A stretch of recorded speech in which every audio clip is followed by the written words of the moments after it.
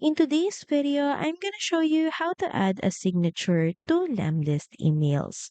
So first open up your dashboard, then head over to campaigns, then open up your campaign, and from here head over to sequence. Now click on the email step where you want to add your signature. Then in the body section, click on the signature button. So as you can see, your signature will automatically be added on the email.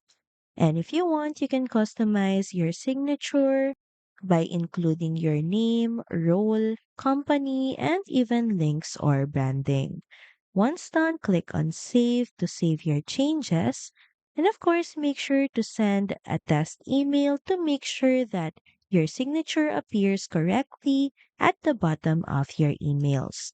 Thank you for watching this video. Also, feel free to use our affiliate link in the description. Bye!